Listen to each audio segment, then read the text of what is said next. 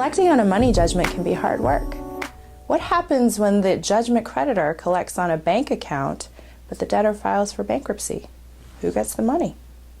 Stay tuned for the case of Collect versus Hernandez. I'm Julia Way, an attorney here with the law offices of Peter and Brewer. I serve on the Board of Trustees for the Bay Area Bankruptcy Forum, and I'm involved with the Bankruptcy Don Edwards Inns of Court. My blog article is about the case of Collect versus Hernandez.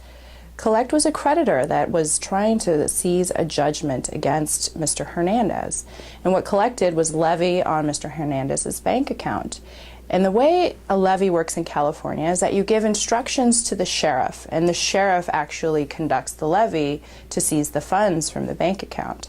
Once the bank has released the funds actually go to the sheriff and not to the creditor right away.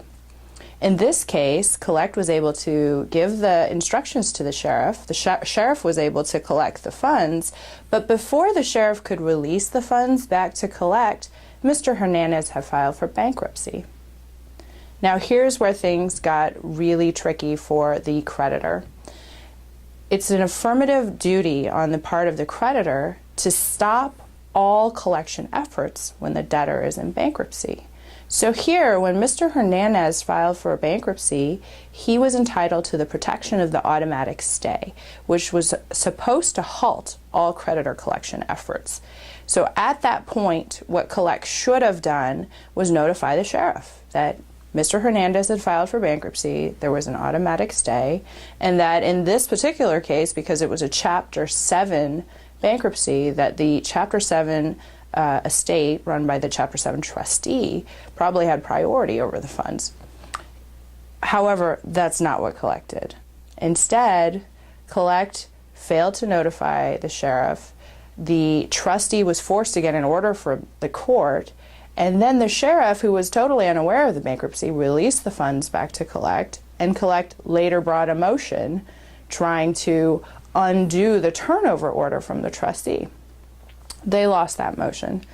Judge Mann of the bankruptcy court was very stern in her opinion when she stated that the creditor in this circumstance had an absolute duty to notify the sheriff of the bankruptcy stay. Further, because the funds were released after the stay, Collect was now at risk of a willful violation of the automatic stay, which can have severe sanctions and consequences to the creditor. Here, the creditor made a number of errors during the collection process once the bankruptcy stay was in place. Please read my article for tips on how they could have avoided some of these problems and perhaps come away with a better outcome than what they were experiencing presently. To read this article, as well as other insightful attorney blog articles from attorneys here at this firm, please visit BayAreaRealEstateLawyers.com.